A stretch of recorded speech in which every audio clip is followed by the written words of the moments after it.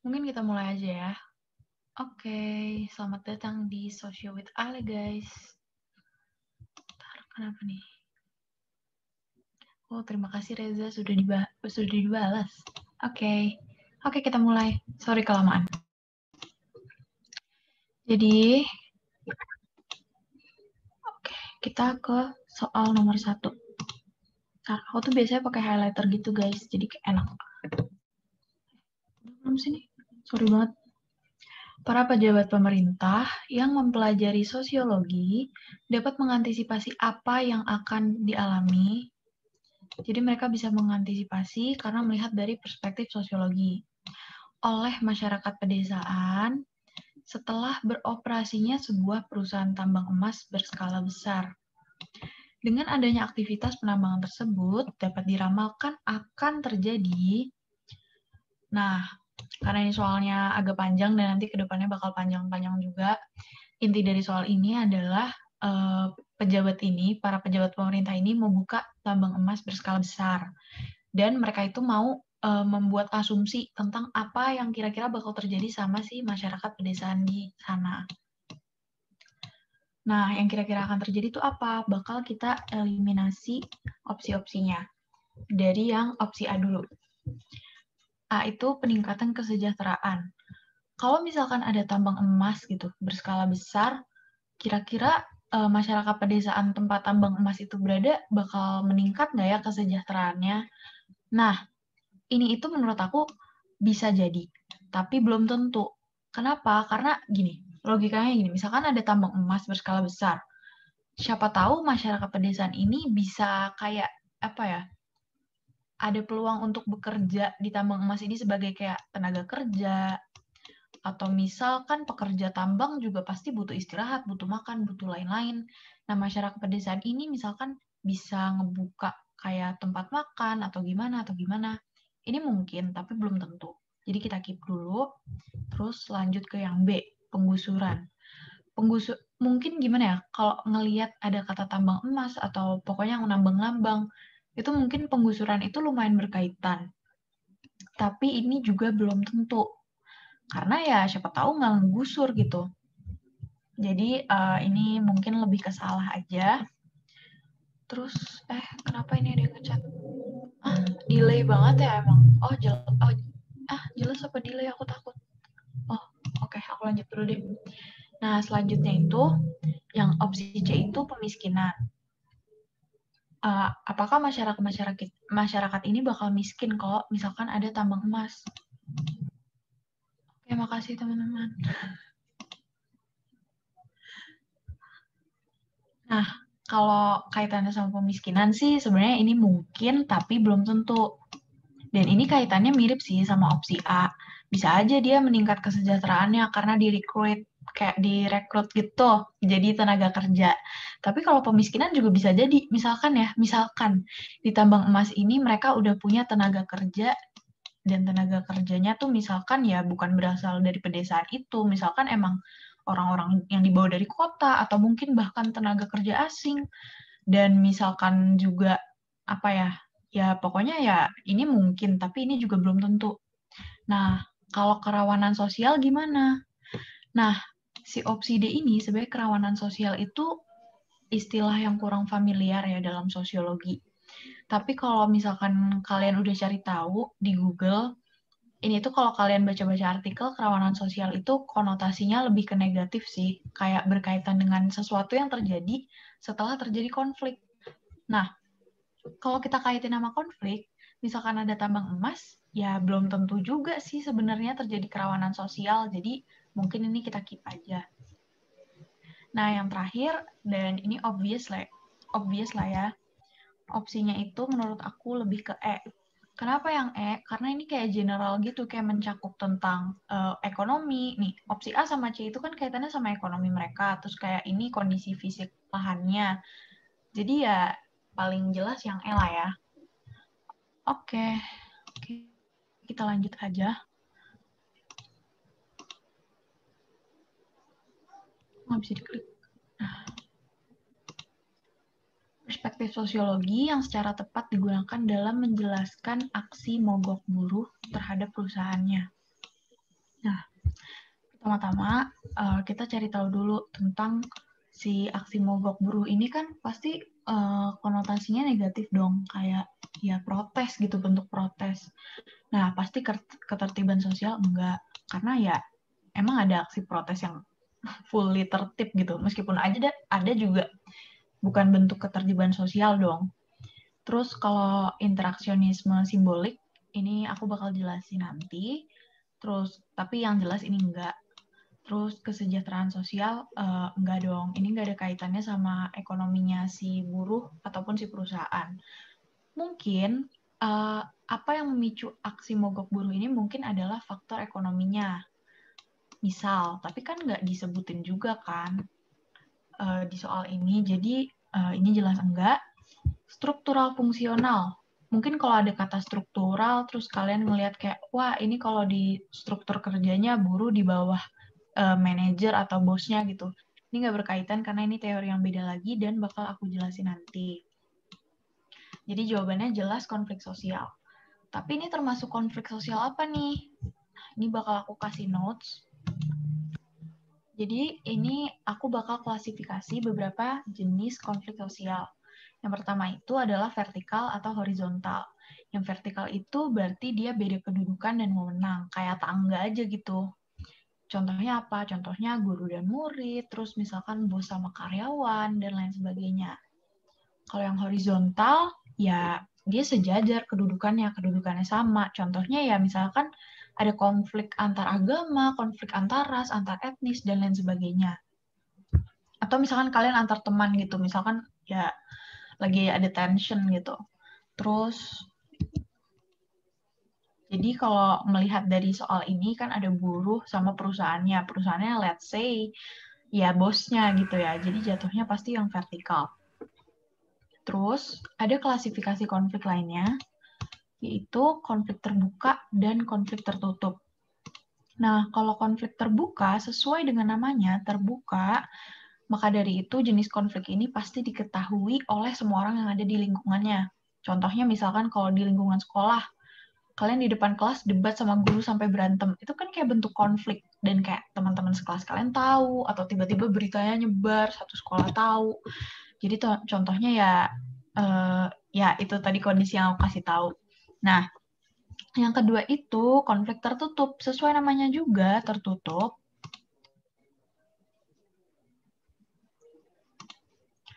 Sorry, aku habis baca chat. Kirain ada sesuatu. Nah, kalau konflik tertutup, sesuai dengan namanya, hanya diketahui oleh pihak yang berkonflik. Berarti ya yang tahu yang berantem aja. Misalkan ya kalian musuhan. Misalkan kalian geng nih berlima. Terus dua dari kalian berantem, tapi berantemnya diem-diem. Jadi kalau kalian lagi jalan-jalan bareng geng kalian, kalian tetap kayak ya act normal aja gitu. Padahal kan deep down kalian sebenarnya lagi ada masalah atau apa. Dan itu cuma kalian berdua doang yang tahu. Nah, itulah jenis konflik tertutup. Lalu kita lanjut. Ini aku mau kasih tahu lagi klasifikasi konflik yang sering banget keluar di soal UTBK kalau aku lihat. Jadi menurut aku harus cantumin. Ini dia. Konflik realistis dan konflik non-realistis. Nah, kalau konflik realistis itu pokoknya konflik yang timbul karena ada rasa kekecewaan. Contohnya apa? Contohnya misal kalau dalam konteks soal ini, si mogok buruhnya ini terjadi karena buruh ini ngerasa kalau upah dia tuh kecil banget. Kayak, aduh gue harus nafkahin keluarga gue harus nafkahin diri sendiri, gue udah kerja berjam-jam tapi upah gue nggak sebanding. Kayak gitu ya dia pasti kecewa dong. Dan oleh karena itu dia melakukan protes. Nah dia realistis dong, bener ada alasannya logis gitu. Nah itulah yang dinamakan sama konflik realistis. Yang kedua itu konflik non-realistis. Nah, konflik non-realistis ini aku sebenarnya kalau untuk pengertiannya sendiri, ngelihat definisinya tuh lumayan beda-beda. Tapi biasanya kalau di soal itu lebih ke gimana ya, dia tuh pokoknya dia beda sama konflik realistis. Kalau konflik realistis misalkan ada pertentangan atau misalkan kalian kecewa sama suatu hal oleh karena itu kalian protes, tapi kalau di konflik non realistis itu nggak ada kaitannya sama kalian bertentangan sama orang atau gimana, tapi lebih ke meredakan ketegangan. Nah, maksudnya tuh gimana? Ini aku sorry banget ya misalkan ngejelasin si non-realistis ini juga aneh, karena aku juga masih belajar tentang ini. Tapi salah satu contoh yang aku lumayan ngerti adalah, jadi gini, misalkan kalian lagi berantem nih. Ini kalian, ini siapa kek? Terus habis itu misalkan kalian ini ngilangin penghapus orang ini. Udah tuh, terus kalian berdebat, kalian berkonflik lah intinya kayak, aduh lo kok ngilangin, lo yang ngilangin penghapus gue, tapi kalian tuh nggak ngaku, kalian tuh nggak mau ngaku gitu. Habis itu kalian nyari orang lain buat buat disalahin gitu, kalian nyari kambing hitam. Nah ini sih katanya, ini salah satu bentuk konflik non realistis. Oke, nanti kalau misalkan ada yang kurang jelas bisa ditanyain di Q&A session ya terakhir. Nggak bisa ya? Nah, sini aku mau jelasin interaksionisme simbolik. Mungkin kalian yang udah ikut kelas aku sebelumnya mungkin udah lihat. Tapi menurut aku ini lumayan penting sih, soalnya takutnya keluar kan. Jadi intinya interaksionisme simbolik itu sesuai ada katanya ada kata interaksi sama simbol. Jadi intinya gini, tindakan kita didorong oleh hasil pemaknaan sosial terhadap lingkungan sekitar. Nah, di lingkungan sekitar kita itu ada simbol yang kita maknai. Habis kita melakukan interpretasi atau memaknai si simbol itu, kita baru bertindak. Oke, mungkin agak belibet, jadi ada contohnya. Apa ini? Salah. Aduh, ya bingung. Bentar. Ya, sorry. Maaf ya guys. Kepencet berkali-kali gitu. Nah, contohnya itu adalah ini. Tara, kalian tahu ini lampu lalu lintas. Jadi contohnya apa? Contohnya ingat aja kalau interaksionisme simbolik itu, kalian lagi nyetir aja di jalanan kosong, terus tiba-tiba ada perempatan. Nah, di perempatan itu tiba-tiba lampunya nyala merah. Kalau kalian lihat lampu nyala merah, kalian bakal stop dong, kalian bakal berhenti. Gak mungkin kalian kayak bablas aja, gak mungkin. Dan kalian bakal lanjut jalan kalau lampunya nyala hijau. Nah, tindakan kalian di mana kalian berhenti itu kan berarti suatu tindakan yang dilakukan karena kalian memaknai suatu simbol. Simbolnya siapa? Simbolnya si lampu ini. Si lampu ini tuh simbol gitu. Gitu, intinya kalian bertindak karena ada suatu simbol yang kayak seakan-akan dia ngomong ke kita, lo harus kayak gini gitu. Terus selanjutnya, tolong di mute ya yang lagi ngomong.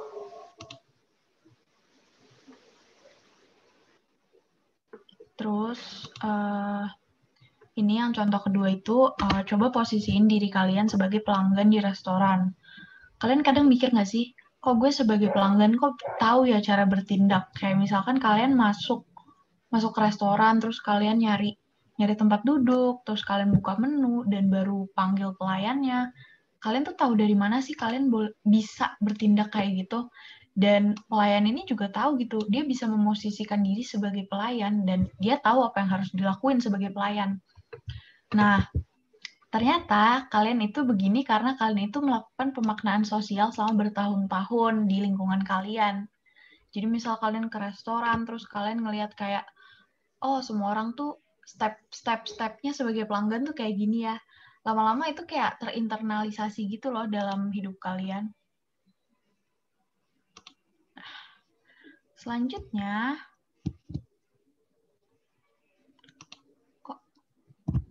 sorry kayak laptop aku error deh. Selanjutnya, struktural fungsional. Ini intinya sih sesuai namanya, ini ada kata, ingat aja dari struktural fungsional ini ada keywordnya yaitu fungsi. Kayaknya aku harus tetap coret-coret deh. Nih, ingat aja kata fungsi. Jadi pokoknya semua individu, semua objek yang ada di lingkungan itu pasti punya fungsinya masing-masing. Pasti semuanya punya fungsi. Serius deh. Ini contohnya. Kalian tahu ini apa? Ini sekolah. Sekolah dibangun sama pemerintah. Untuk apa?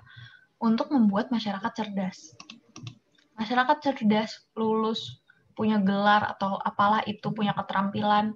Dia bisa kerja, dia bisa cari duit, dia dapat gaji, dan gaji itu Pak, salah satu fungsinya adalah untuk bayar pajak. Pajak ini untuk siapa? Pajak ini untuk pemerintah. Lalu ya siklusnya muter aja gitu. Pemerintah dapat duit dari pajak, dia buka sekolah bagus, ngecerdasin masyarakatnya, masyarakat kerja, bayar pajak, udah gitu-gitu aja terus. Jadi intinya sesuai pengertian yang aku taruh di sini, semua orang itu punya fungsi dan itu untuk menjaga stabilitas yang ada di masyarakat gitu. Selanjutnya, fun fact ini aku belajar di kuliah. Kalian yang udah nonton kelas pertama aku juga tahu ini sih sebenarnya, cuma nggak apa-apa lah aku kasih lagi. Jadi bahkan kriminal itu punya fungsi loh dalam masyarakat. Contohnya apa? Contohnya tuh kalau nggak ada kriminalitas, ya nggak ada rasa aman di masyarakat ini. Dengan adanya kriminal ini bahkan kita bisa kayak gimana ya? Jadinya satpam punya fungsi, polisi punya fungsi. Jadi ya emang semua hal di lingkungan kita tuh punya fungsinya gitu. Oke, lanjut ya. Sorry kelamaan. Selanjutnya, perkembangan masyarakat menurut Auguste Comte itu terjadi secara evolusioner. Ini kaitannya sama si Auguste ya. Dalam 3 tahap. Kalian tahu lah ya ini. Terus, sementara itu, perkembangan masyarakat yang dikemukakan oleh Karl Marx berjalan secara, yang ditanya berarti yang si Karl Marx. Jawabannya apa? Ini sebenarnya lebih ke hafalan sih. Dan, oke. Jawabannya itu transformatif. Nah, kalau revolusioner tuh gimana? Kalau revolusioner, pokoknya dia itu berjalan cepat. Evolusi kan cepat. Kalau evolusi, dia lambat. Kalau linear gimana? Ini sebenarnya lebih nyambung ke teori perubahan sosial, tapi mungkin ada kaitannya. Kalau linear itu pokoknya dari sesuatu yang primitif. Sorry banget, ini aku nggak tulis di PPT-nya. Dari sesuatu yang primitif, ya jadi modern. Contohnya apa? Contohnya ya kayak kalian bisa nonton Zoom ini awalnya misalkan kita cuma bisa belajar offline gitu dengan guru offline. Tapi karena ada perkembangan zaman jadi makin modern, kalian bisa pakai gadget terus kalian bisa nonton.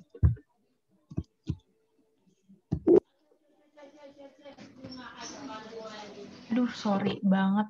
Sumpah, kenapa ya nih laptop? I'm so sorry guys.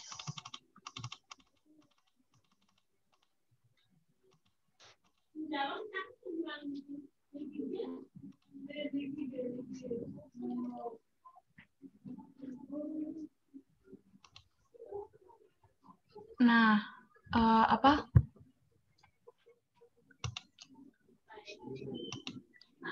Nah, kalau transformatif itu pokoknya ini tahapannya.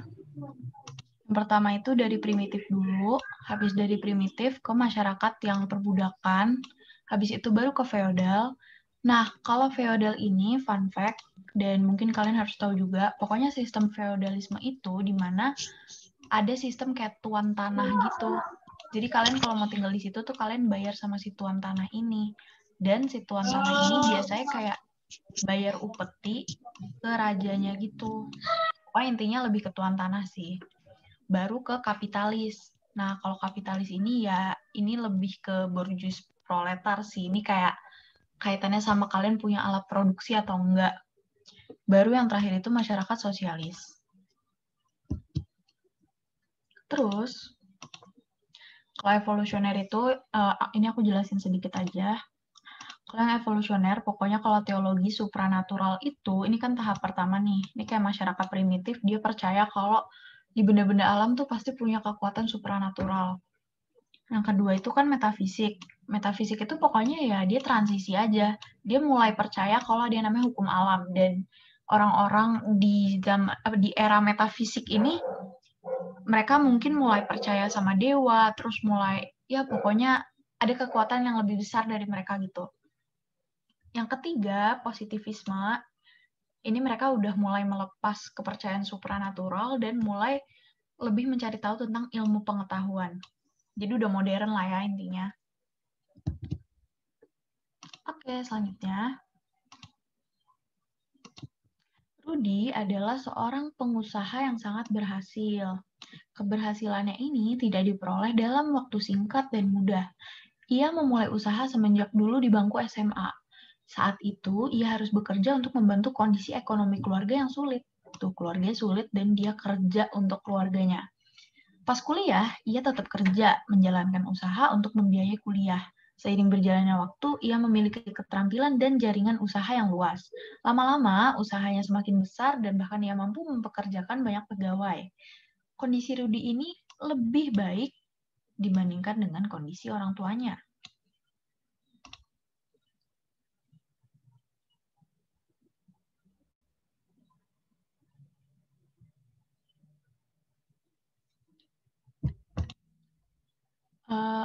Sorry. Status yang berhasil dicapai Rudy merupakan, nah ini aku rasa kalian udah tahu juga sih jawabannya apa. Begini ya.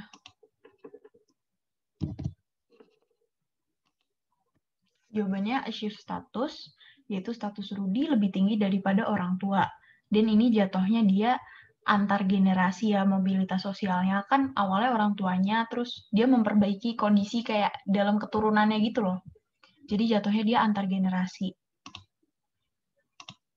Betul sekali. Ini aku kasih catatan dikit kalau kalian mau buka-buka lagi, biar ingat shift itu melalui usaha. Contohnya apa? Contohnya pendidikan. Kalian kan berusaha nih, contohnya kayak sekarang kalian mau masuk perguruan tinggi. Itu kan berarti pendidikan. Terus juga jabatan dan pekerjaan kan sesuatu yang kayak ya dari gimana ya? Dari small steps dulu gitu. Kalau ascribed itu otomatis sejak lahir. Contohnya misal kalian berdarah biru gitu, kebangsawanan, ningrat gitu.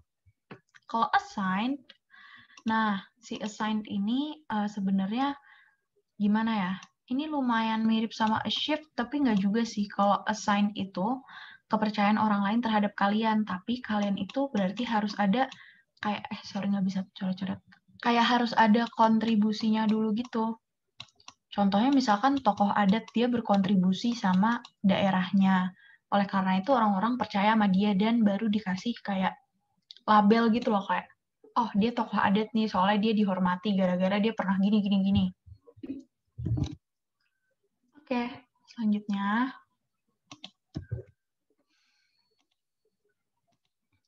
Berdasarkan penelitian stratifikasi masyarakat Jakarta tahun 1990-an, menteri merupakan, ya aku garis bawain ya, menteri merupakan pekerjaan yang berada pada strata lapisan tertinggi. Jadi yang paling tinggi itu menteri pokoknya.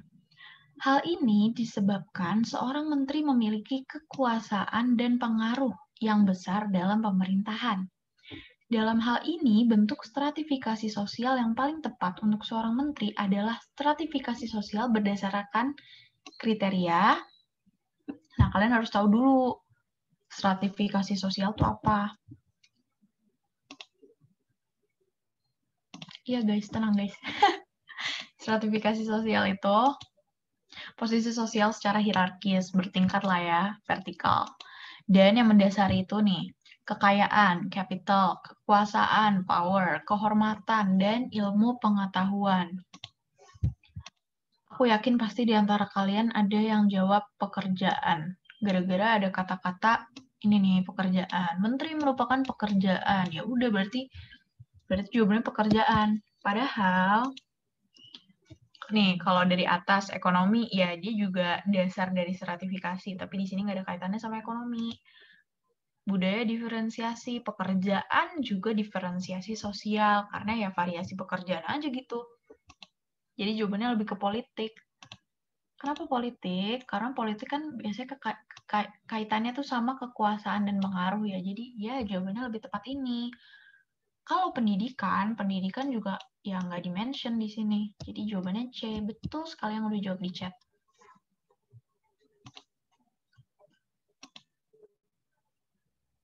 BTW, ya kok nanti PPT-nya di-share di Drive. Tenang saja. Terus, kita ke soal selanjutnya. Sebuah desa transmigrasi yang dihuni oleh masyarakat asli dan juga migran memiliki dua pengelompokan berdasarkan kesejahteraannya. Masyarakat transmigran memperoleh lahan-lahan subur dan bisa menghasilkan uang cukup memadai. Ini si transmigran, berarti orang yang datang ke desa itu. sehingga bisa menyekolahkan anaknya keluar desa. Sementara itu, penduduk asli nih hanya menggarap lahan seadanya dengan penghasilan pas-pasan. Berarti tinggian si transmigran ya daripada si penduduk asli berdasarkan strata ekonominya. Maka faktor penghambat masyarakat lokal ini untuk melakukan mobilitas sosial adalah apa nih yang menghambat? Kondisi politik? Enggak, ini nggak di-mention. Kemiskinan bisa jadi. Ras nggak di-mention, agama nggak di-mention, apalagi jenis kelamin. Jadi jawabannya ini jelas ya guys. Ini jawabannya adalah kemiskinan. Yuhu, betul kalian. Selanjutnya, kemajemukan pada masyarakat Indonesia dapat menyebabkan timbulnya berbagai permasalahan dan kerawanan sosial. Nih yang tadi nih kerawanan sosial. Dia konotasinya negatif, benar. Dalam masyarakat, berikut ini adalah upaya yang dapat dilakukan untuk mengatasi permasalahan tersebut. Ini pokoknya mengatasi permasalahan yang diakibatkan oleh kemajemukan. Kecuali kalau A, melakukan pemerataan pembangunan, ini benar dong. Sikap nasionalisme, ini pasti benar. Sikap toleransi, ini apalagi, kan kaitannya memajemuk ya, ini pasti benar. Komunikasi lintas suku ras agama, ini pasti benar. Dan mempertahankan dan menjalankan secara kaku. Secara kaku nih salah nih. Jadi karena ini kecuali, jawabannya adalah yang E.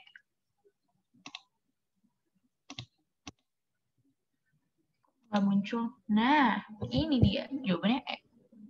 Bentar, minum dulu ya guys.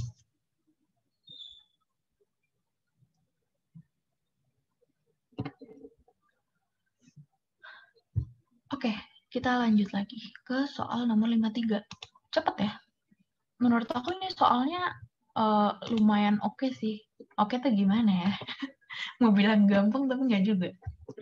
Masyarakat yang terdiri atas berbagai kebiasaan dan kebudayaan dari berbagai kelompok sosial yang sibuk dengan urusan kelompok masing-masing bisa dikatakan memiliki integrasi sosial yang rendah. Jadi di masyarakat ini integrasi sosialnya jelek, rendah gitu. Jika terjadi kesalahpahaman dari anggota kelompok yang berbeda dan dibiarkan berlarut, dapat diramalkan akan terjadi konflik yang besar. Oleh karena itu, berbagai kelompok sosial yang ada membangun sebuah komunikasi dalam bentuk rembuk warga atau organisasi agar suasana aman dan nyaman tetap terpelihara. Dalam hal ini, integrasi sosial tercipta atas dorongan dari bawah ya, keadilan sosial. Ini nggak juga sih keadilan sosial. Soalnya dia di sini nggak ada unsur ketidakadilan gitu. Kemajemukan. Bisa jadi karena ini kan ada kata-kata kebudayaan yang kayak ya beda-beda gitu. Antisipasi serangan pihak-pihak tertentu. Ini mungkin, tapi ini kurang tepat karena dia nggak nyinggung tentang bakal ada serangan atau apa. Tapi misalkan gini loh, misalkan dia bentuk antisipasi serangan pihak tuh maksudnya misalkan mereka berintegrasi, mungkin mereka bisa saling menjaga gitu. Kalau kehidupan yang lebih maju, ini juga enggak. Kehidupan yang tentram, nah ini jawabannya nih, ada kata-katanya di sini. Dia membentuk rembuk warga dan organisasi biar suasananya ya nyaman dan aman gitu. Jawabannya A ya guys. D, aku dulu jawab D tahun lalu, tapi agak kurang kurang mendorong kayaknya. Oke, kita lanjut ke 54. Sorry kalau kecepatan, tolong bilang ya. Aku nggak tahu aku ngomongnya lelet atau malah cepet. Kenapa nggak di nanti kita balik ke sana ya. Proses modernisasi yang terjadi di Indonesia telah membawa dampak yang cukup signifikan pada kualitas hidup masyarakat, seperti pemanfaatan listrik, kendaraan bermotor yang telah mendorong mobilitas orang dan barang dengan sangat dinamis. Namun, tidak semua masyarakat di Indonesia berkenan mengikuti arus perubahan tersebut. Nggak semua orang suka dengan modernisasi ini intinya. Misalkan masyarakat Baduy Dalam masih tetap bertahan untuk tidak menggunakan listrik dan tidak mengendarai kendaraan bermotor. Keengganan masyarakat Baduy Dalam untuk menerima perubahan disebabkan oleh kenapa sih si Baduy Dalam ini nggak mau ada modernisasi di kayak di kaumnya gitu. Kalau ketidakmengertian manfaat dari listrik dan kendaraan motor, enggak dong. Kalau enggak, seharusnya kalau dia mau, dia bakal ngerti, bisa belajar. Ketakutan menghilangnya tradisi dan budaya, ini jawabannya. Kalau yang lain gimana? Ada keyakinan bahwa modernisasi sama dengan westernisasi? Enggak. Kayaknya untuk mempertahankan budaya, ini mungkin. Tapi kan ini pemerintah. Sedangkan ini yang di soal si baduinya nggak mau. Jadi enggak ya. Adanya pengalaman buruk penggunaan listrik. Ini konyol, jadi enggak. Jawabannya jelas. Jawabannya adalah yang B. Iya, betul. Kak, bahas Baduy dalam dong. Kepo banget sama mereka. Aku juga lupa sih. Aku juga nggak tahu. Tapi setahu aku mereka itu tipe desa swakarya apa? Belum swasembada aja yang jelas. Nah, ini aku bingung nih soal yang ini. Kalau westernisasi itu ya pokoknya kita mengambil gimana ya, kayak menyerap nilai-nilai dari barat gitu. Iya betul, swadaya. Nah ya, kesimpulan di dalam sebuah laporan dinyatakan baik jika telah menjawab semua pertanyaan penelitian yang diajukan. Ini jelas ya guys, kalau ini kesimpulan dalam sebuah laporan dinyatakan baik kalau menjawab semua pertanyaan. Jelas lah, apa yang nggak baik dari menjawab semua pertanyaan kan? Karena pertanyaan penelitian tidak harus dijawab di dalam laporan penelitian. Nah, aku butuh pendapat kalian sih guys, karena dari tahun lalu aku nggak tahu ini jawaban benernya apa. Ini aku sempet jawab, tidak harus dijawab tuh iya. Karena logikanya gini, misalkan kayak nggak harus dijawab nih. Berarti kalau misalkan bisa dijawab, dia baik banget dong. Tapi bisa aja jawabannya enggak. Karena kayak siapa tahu ya suatu laporan yang baik ya emang harus dijawab, jadi wajib dijawab. Tapi aku nggak tahu sih, menurut kalian apa jawabannya?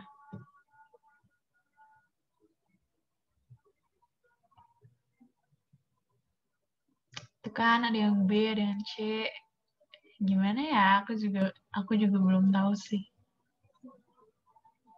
Oke, ini mungkin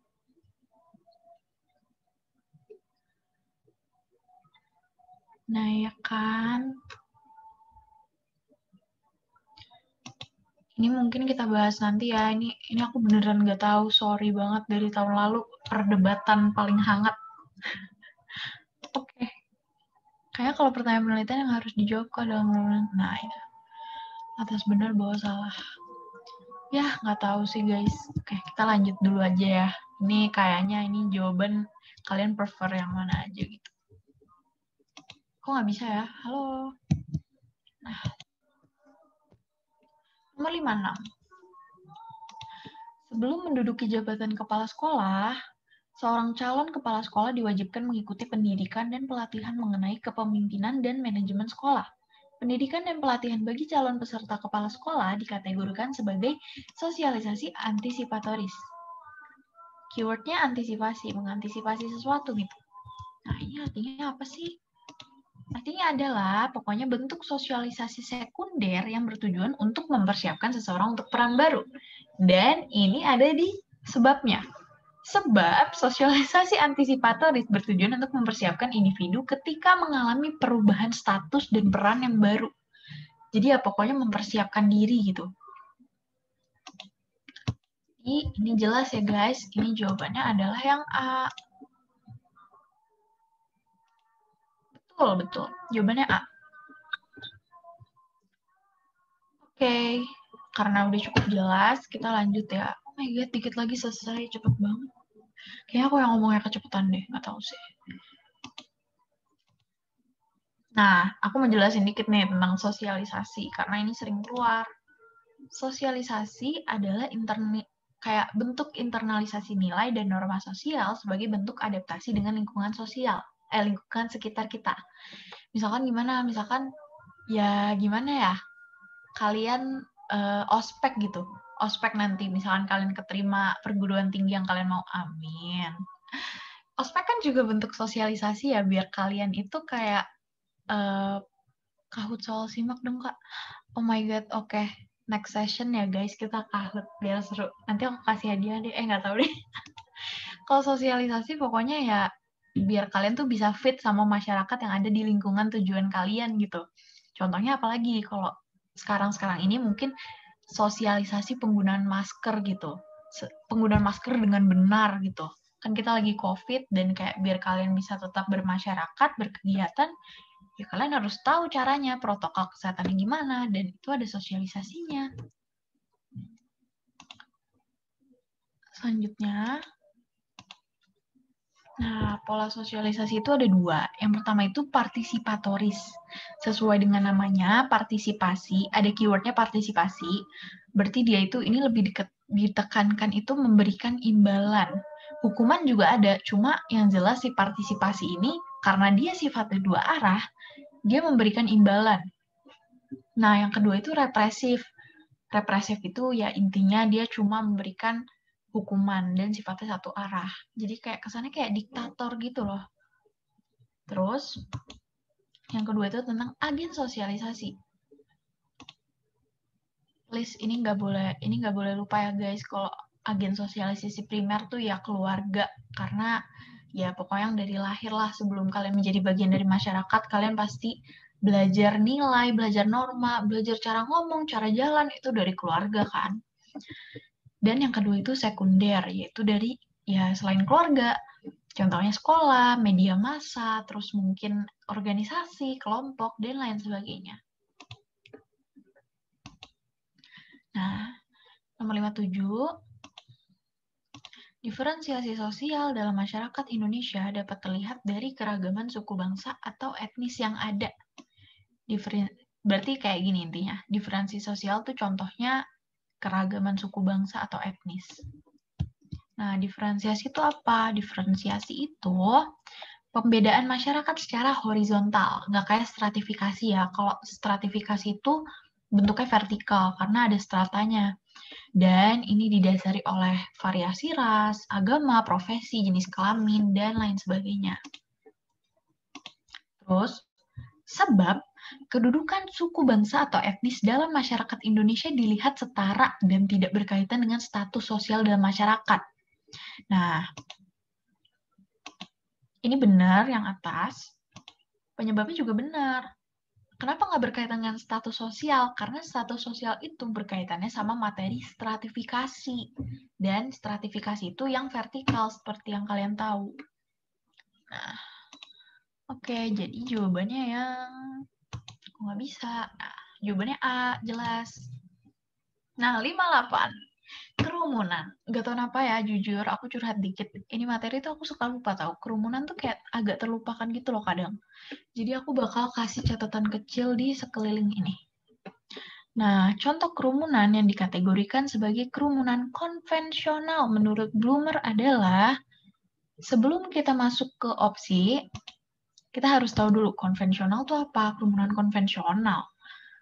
Berarti ini kerumunan yang ya semua orang yang berkerumun itu punya tujuan yang sama dan mereka sifatnya teratur. Nah, ini beberapa jenis kerumunan. Pertama itu kerumunan formal atau konvensional. Jadi nama lain dari konvensional ini formal ya, biar kalian nggak bingung. Pokoknya semua orang yang berkerumun itu mereka punya tujuan yang sama dan sifatnya teratur. Contohnya apa? Contohnya kerumunan di bandara. Misalkan ya kita sama-sama nungguin bandara, atau misalkan lagi di sekolah berkerumun, misalkan upacara. Lah itu kan juga kerumunan. Berarti dia kerumunan konvensional. Nah, yang kedua itu ini bacanya apa sih? Causal. Kayak causal deh. Yang pertama itu inconvenient. Inconvenient itu sebenarnya ini dia juga teratur dan bertujuan yang sama. Tapi kalian ngingetnya gini aja. Inconvenient itu kan gimana ya? Kesannya kalian itu nggak nyaman sama sesuatu. Nggak nyaman. Udah intinya gitu. Contohnya apa? Contohnya ngantri. Emang kalian nyaman ngantri? Aku sih nggak. Pokoknya itu casual inconvenient. Terus yang kedua itu panik. Panik ya intinya panik karena ada bahaya. Contohnya ya misalkan di belakang kalian ternyata ada kebakaran, terus kalian panik, terus kayak jadi berkerumun gitu. Selanjutnya, spectator. Spectator itu kalian menonton peristiwa. Contohnya kayak misalkan tiba-tiba ada kecelakaan, terus kalian berkerubung, terus kayak, wah ada apa nih? Nah itu spectator. Selanjutnya, ekspresif. Ekspresif itu pokoknya kerumunan yang kayak mereka mengekspresikan sesuatu secara meluap-luap, tujuan mereka sama, dan di tempat tertentu. Tapi ekspresi ini nggak mereka selalu tunjukkan gitu loh, kalau misalkan mereka lagi nggak berkerumun. Contohnya apa? Contohnya orang berpesta, supporter bola, atau kalian lagi nonton konser, atau gimana. Nah, itu kan ekspresif. Terus yang terakhir, ini ada lawless, dibagi jadi 2. Kalau nggak salah, ini aku ngambil dari buku sih. Yang pertama acting mob. Acting mob sama immoral ini dulu aku suka kebalik. Tapi sekarang aku ingetnya gini, acting mob itu kayak, ya pokoknya kalian masih emotional dan masih lebih tolerable aja gitu loh. Contohnya misalkan kalian, ini contohnya kayak, ya rusuh supporter bola tuh acting mob sih. Atau misalkan ada pedagang kaki lima yang digusur, terus mereka kayak marah-marah, itu juga termasuk acting mob. Nah, selanjutnya, yang kedua itu immoral. Immoral itu pokoknya kan nggak bermoral.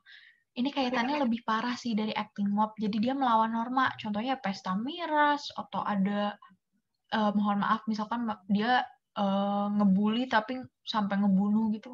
Gimana bareng-bareng. Itu kan immoral ya. Pokoknya dia melanggar norma. Nah, sekarang kita bakal lihat dari soalnya. Yang ditanya itu konvensional. Kalau yang nomor 1, kerumunan para pengunjung pameran lukisan. Ini teratur dong, ini benar. Kalau 1 benar, pasti 3 benar. Beribadah di tempat ibadah. Ini kan juga teratur dan tujuannya jelas untuk beribadah. Kalau yang kedua gimana? Kerumunan orang yang menyaksikan kecelakaan lalu lintas. Nah, ini masuknya ini ke spectator. Ini spectator nih kalau kalian mau nyatet. Biasanya sih aku nyatet ya semuanya. Ini spectator. Kalau nomor 4, kerumunan supporter bola yang berteriak-teriak di jalanan. Ini jatuhnya ekspresif. Kalau kalian mau nyatet ya. Ekspresif. Duh, jelek banget. Oke, jadi ini, sorry kelamaan, ini jawabannya 1 dan 3, atau B. Soal lagi guys, semangat. Setiap SMA memiliki lambang yang berbeda yang mencerminkan nilai dan prinsip dasar yang ditanamkan pada para siswanya. Sekolah merupakan pranata atau institusi sosial yang memiliki ciri antara lain. Ini jawabannya yang 1 benar. Ini yang disampaikan di sini itu juga termasuk ciri pranata sosial ya. Jadi kalian mesti ingat-ingat. Yang kedua juga benar. Sekolah pasti punya. Kak, kalau kayak gini jawabannya dijawabnya ditulis angkanya. Enggak, ini kalau nanti dijawabnya itu A, B, C, D, jadi nanti kalian hafalin gitu. By the way, ini kan aku nggak baca chat tiap waktu ya, jadi nanti kalau ada Q&A kalian bisa nanya ya. Oke. Nah, nomor 3, dia punya lambang. Iya dong, ini juga dikasih tahu kan, kalau biasanya institusi sosial emang punya lambang. Tapi yang 4 enggak. Nah, tar dulu satu-satu ya guys. Kalau yang nomor 1, ini bentuknya apa kalau di sekolah? Bentuknya adalah proses belajar mengajar. Jadi dia ya menanamkan pemikirannya itu kayak misalnya ilmu gitu. Dan diwujudkan dengan aktivitas sosial, yaitu kayak mentransfer ilmu itu ke masyarakat. Jadi ini tercermin dalam proses belajar mengajar. Yang kedua, punya tujuan tertentu. Tentunya sekolah itu menanamkan nilai dan norma di samping ya proses belajar mengajar itu. Nah, kalau yang 4 tuh kenapa salah? Karena gini loh, kalau ini hasil diskusi aku sama teman-teman juga ya. Kalau memenuhi tujuan kelompok, kenapa salah? Karena ini tuh jatuhnya lebih ke institusi. Sedangkan kalau kelompok itu tuh sifatnya kayak lebih kecil gitu. Dan kayak ya sama. Contohnya apa? Contohnya murid. Murid tuh kumpulan murid tuh kelompok. Jadi kan ini tujuannya tuh lebih general institusi. Institusi tuh terdiri atas beberapa kelompok, kayak misalnya kalau di sekolah ya kelompok guru, kelompok apa ya? Kelompok pedagang di kantin atau kelompok murid dan lain sebagainya. Jadi menurut aku ini lebih cocok jawabannya A. Akhirnya soal nomor terakhir, agak cepet ya paket yang ini. Perilaku kejahatan yang dikategorikan sebagai cybercrime. Cybercrime itu apa? Cybercrime itu kejahatan di dunia maya. Nah, jadi ini jangan sampai kekecoh ya. Nomor 1 pasti benar, karena pembobolan kartu kredit di internet. Internet kan dunia maya. Pembajakan software komputer. Software kan ya kaitannya sama ya di dunia mayanya juga dong. Manipulasi atau pemalsuan laporan di dalam website. Website kan juga di internet, jadi pasti di dunia maya. Nah, nomor 3 itu salah. Nomor 3 kenapa salah? Karena kalau pemalsuan merek peralatan komputer itu jatuhnya hardware dan dia itu nggak berada di dunia maya. Jadi jawabannya lebih tepat yang A. Oke, kita sudah selesai. Wow, kita sudah selesai. Nah, sekarang aku baru mau buka. Kalau kalian ada yang mau bertanya atau gimana, atau kalian mau live, silahkan. Tapi kalau ada yang mau bertanya, aku buka sesi Q&A dari sekarang. Bentar ya, Kak. Tadi dari nomor 48 aku lihat SKS, masa dikatakan bahwa Karl Marx itu berkembang secara linear dan bersifat revolusioner. Nah, itu aku juga agak bingung sih, soalnya kalau cari di mana-mana jawabannya beda. Tapi kalau hasil diskusi aku sama temanku dulu itu dia lebih ke transformatif sih. Cuma nanti coba aku cari tahu lagi ya, terus nanti aku share jawabannya.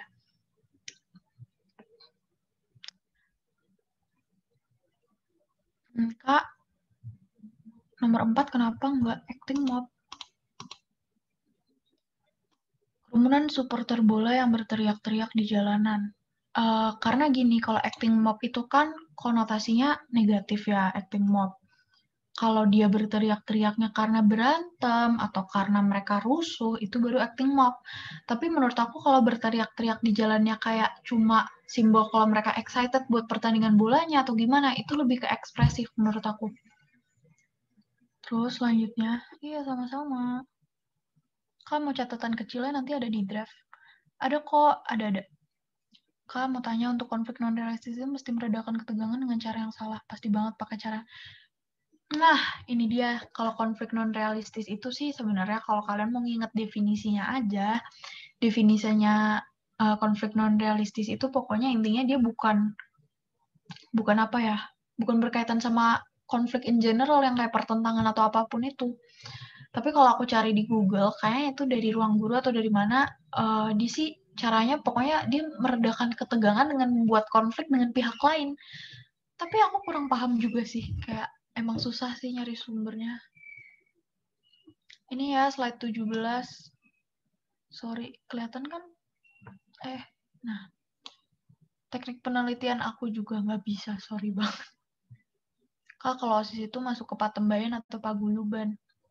Menurut aku Patembayan itu, dia lebih ke Patembayan sih kayaknya. Tapi kalau ngomongin Patembayan atau Paguyuban, sebenarnya itu kan lebih ke desa sama kota ya. Tapi menurut aku OSIS itu kan hubungannya profesional, organisasinya formal, jadi lebih masuk ke Patembayan menurut aku. Meskipun ada unsur kekeluargaannya ya. Nomor 53, kenapa nggak kemajemukan? Karena di sini itu mereka berintegrasi itu karena apa ya? Mereka ingin menjaga suasana agar tetap aman dan nyaman. Jadi mereka berintegrasi gitu. Jadi menurut aku jawabannya itu yang A, bukan yang kemajemukan. Karena kemajemukan itu ya cuma sifat dari masyarakat yang mau berintegrasi itu aja gitu. Iya, ini kunci jawaban sama catatan-catatan kecilnya itu bakal ada di PPT-nya kok guys, tenang aja. Maaf tadi, bentar aku baca dulu.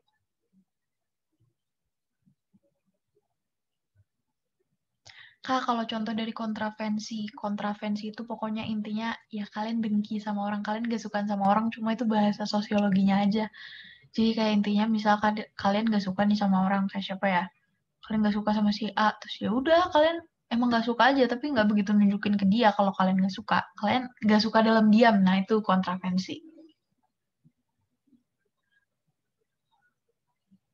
Ih, Reza ngaco banget penelitian sosial. Kan nomor 55 jawabannya, sumpah demi apapun aku nggak tahu guys.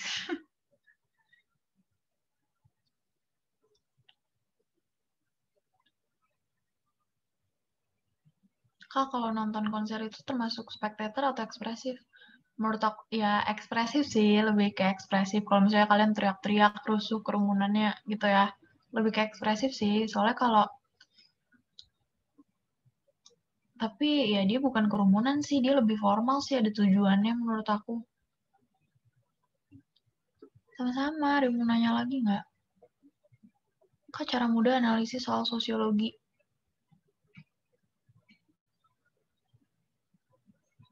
Gimana ya biar mudah?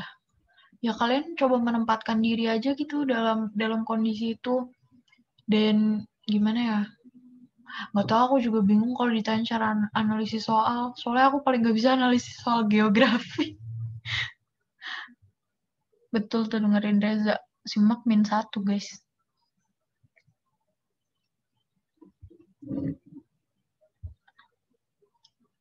Kak, jelasin dong stratifikasi sosial. Karena nggak ada di sini, aku ngomong aja ya. Stratifikasi sosial tuh pokoknya uh, kalian kan gimana ya, kedudukan secara hierarkis gitu loh. Ada yang di atas, ada yang di bawah. Contohnya ya misalkan, contohnya ya itu tadi kalau dalam sistem kapitalisme ada namanya burjuis sama proletar. Burjuis itu yang punya alat produksi sehingga mereka kayak bisa punya pabrik dan lain sebagainya. Dan si proletar ini berada di bawah mereka karena mereka bekerja untuk si burjuis. Jadi ya kedudukannya beda lah ya. Nah itu stratifikasi sosial. Simak ada saya nggak sih? Tahun aku nggak ada, tapi biasanya ada. Kalian nggak mau buka kelas bahasa simak sejarah? Gue simak kemarin cuma gue nggak bisa samsek demi Allah 15 soal. Aduh, trauma.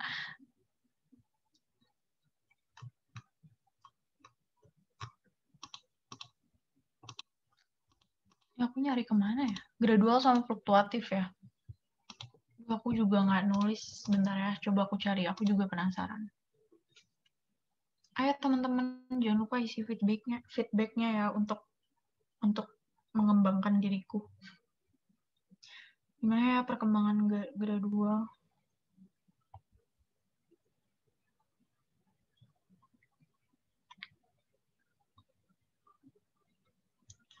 Aku kalau nyari gradual sama fluktuatif sih nggak ada ya. Nggak pernah di-mention kayaknya. Bentar, kalau fluktuatif tuh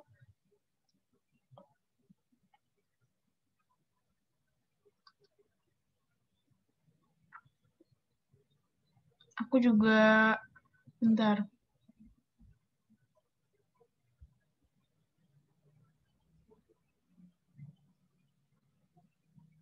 Aku juga nggak nemu lagi yang fluktuatif.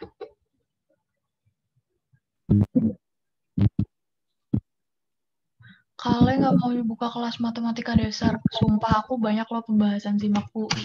Matematika dasar. Buka kelas kali ya? Gak lah, aku nggak bisa.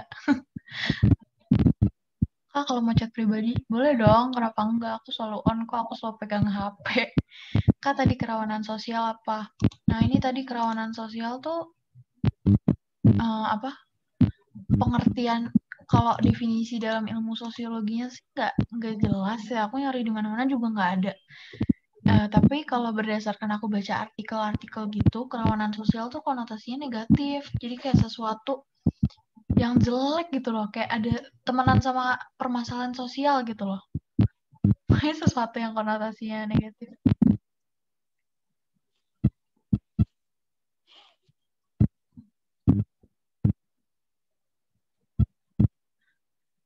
Aduh, aku nggak bisa jelasin matematika dasar, itu aku juga les. Percayalah, aku MTK dasar juga jawab cuma 2 kok kemarin. Sama, silakan live yang mau live. Tapi kalau masih ada yang mau nanya-nanya, outside sosiologi juga nggak apa-apa.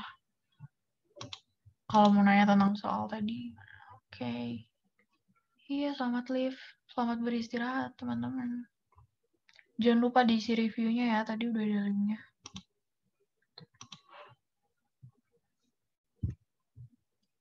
Ini ada yang mau nanya lagi nggak? Oh iya, mau foto ya, tapi Kak, kalau mau chat bisa di mana? Bisa ke Twitter aku ya, @alie. Semester berapa? Aku semester 2. Kak, gimana caranya biar paham ekonomi? Wow, ini aku bangga sih ngejelasinnya. Kalau ekonomi tuh dipahami tuh emang gimana ya? Nggak deh, nggak jadi, aku takut salah. Kakak jurusan apa? Aku jurusan komunikasi. Kak, kalau primordialisme itu kayak gimana ya? Primordialisme tuh kayak kalian memegang nilai yang kalian dapat dari lahir tuh bener-bener sampai sekarang gitu loh. Kalian memegang teguh nilai yang ada dalam kalian sejak lahir. Contohnya misalkan, apa ya? Kalau dalam adat istiadat kalian, menurut kalian sesuatu buruk, ya kalian sampai gede ngerasa kalau itu nilai yang buruk buat kalian gitu. Aku komunikasi Undip. Ekonomi paling cepat tahu guys ngertinya kalau belajar. Oh my god, bener banget Reza. Oh my god. Kak, kenapa milih komunikasi? Oh ya guys, kita foto dulu ya. Tapi aku nggak bisa on cam, gimana ya? Ya udah deh.